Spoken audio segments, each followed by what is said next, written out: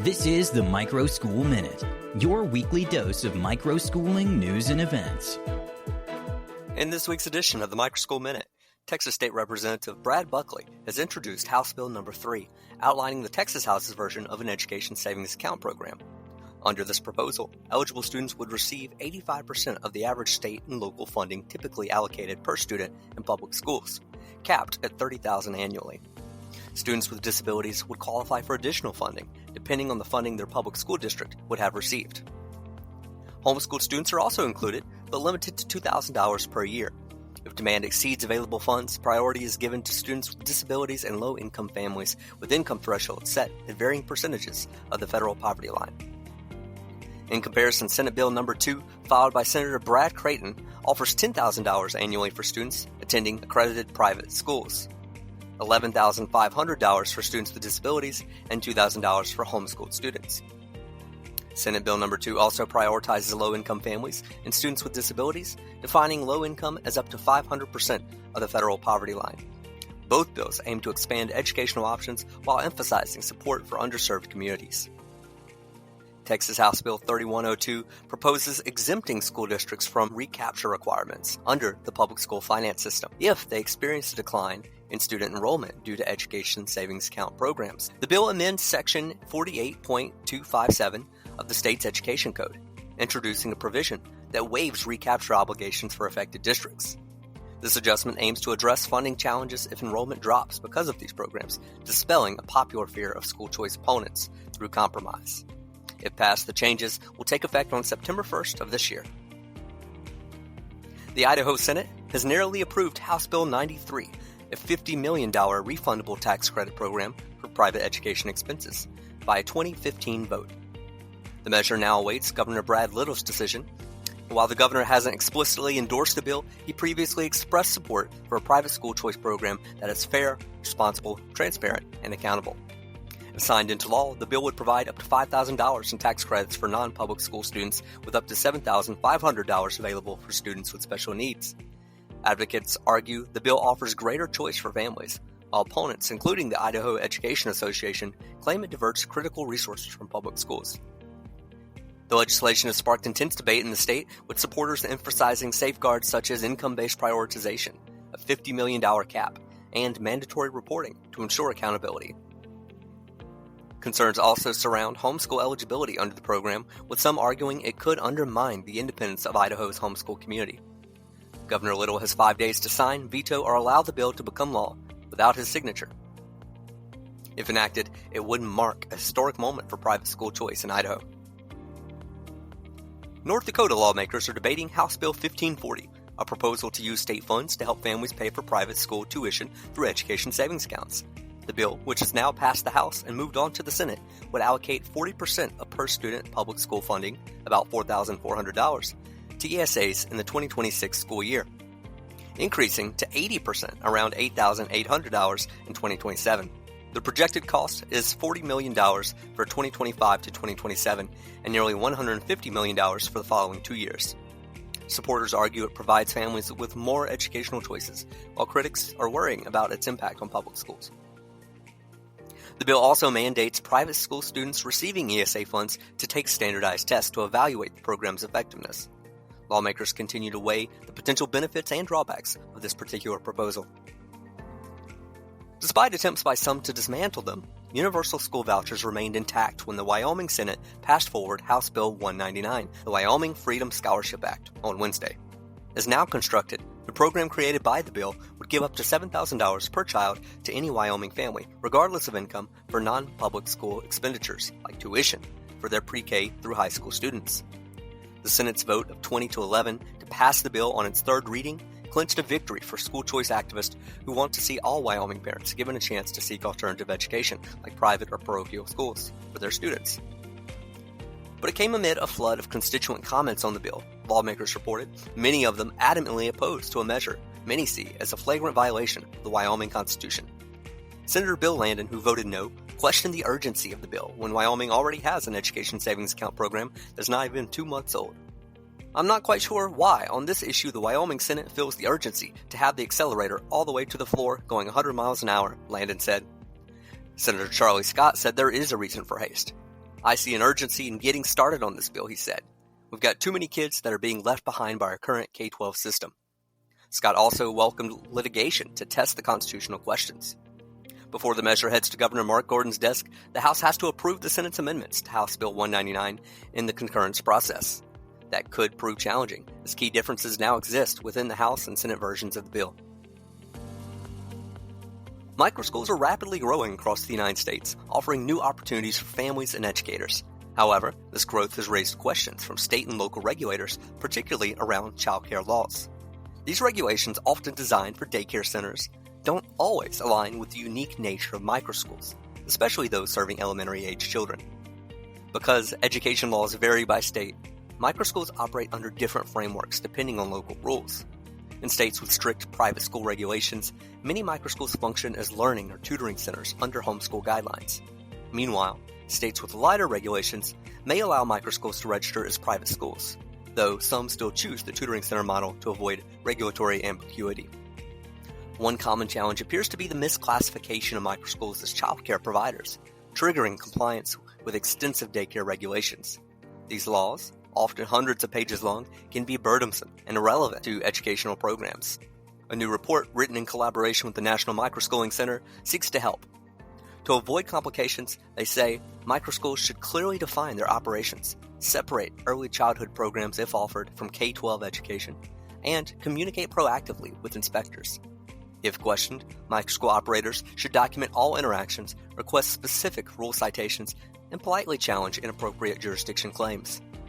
Understanding state-specific definitions of childcare is crucial, and clarifying these distinctions can help avoid misrepresentation. This underscores the need for updated laws that recognize the distinct role that microschools play in serving educational, not childcare needs. This week, Iowa State Auditor Bob Sand accused Governor Kim Reynolds' former administration of withholding key documents needed to ensure proper financial oversight of the state's Education Savings Accounts program. Sand's office identified 3 material weaknesses in financial reporting related to the program, which cost the state over $129 million in the fiscal year 2024. The ESA program reimburses families for private school tuition and other qualified expenses. Sand claims the lack of transparency prevents his office from verifying safeguards against waste and fraud. Meanwhile, Reynolds' administration argues the requested documents fell outside of the audit scope and insists a separate engagement letter is needed to proceed. Sand has responded, pointing to a 2023 Iowa Supreme Court ruling stating that his office does not require such a letter. The Iowa Department of Education and Department of Revenue issued a joint statement themselves defending the ESA program, emphasizing their commitment to fiscal responsibility.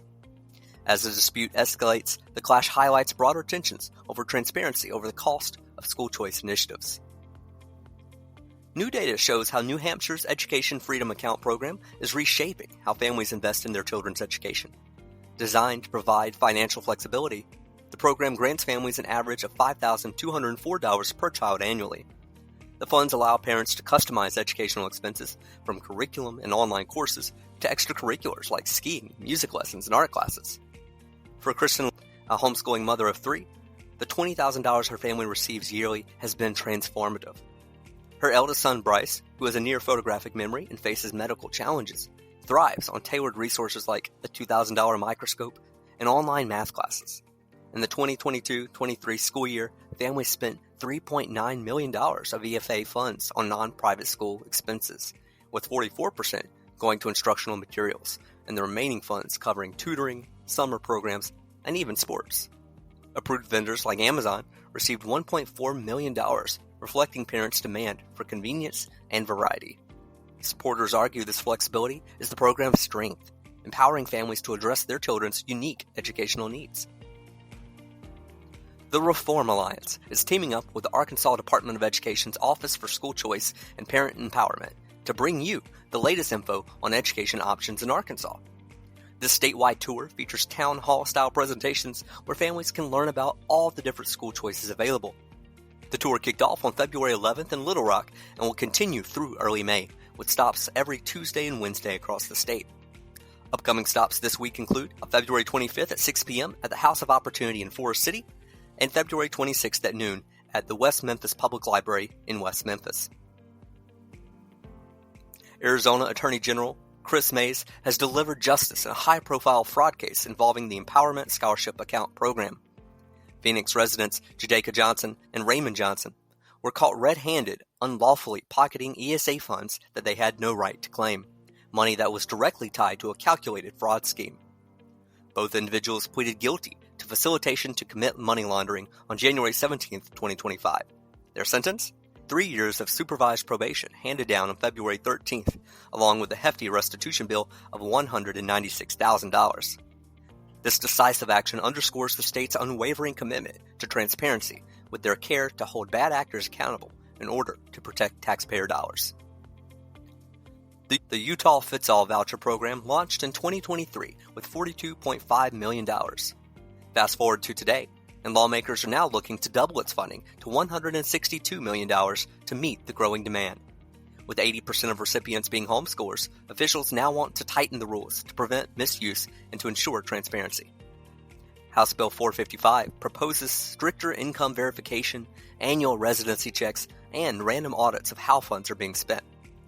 Families would also need to notify the program within 5 days if their child re-enrolls in public school, a rule meant to address cases where students received vouchers but stayed in public schools. The bill also adds new reporting requirements for the organization managing the program, ACE, the Alliance for Choice in Education. They'll need to track and report spending trends, including how much is going towards extracurriculars and how many families hit the proposed 20% spending cap. With the bill now up for debate on the House floor, big changes could be coming for Utah families. A proposal to let students in struggling public school districts use taxpayer dollars for private education has now stalled in the Mississippi House. House Bill 1433, known as the Flexible and Rightful Education Enrollment Act, missed its chance for a vote by Thursday's deadline. Introduced by Representative Rob Robertson, the bill aimed to give students in districts rated D or F within the past 5 years the option to use state per-pupil funding, approximately $6,995, to attend higher-rated public or private schools. Under the bill, eligible students were required to first seek transfer to a qualifying public school within 30 miles. If no such option existed, they could then select an accredited private school, with state funds managed through an education savings account.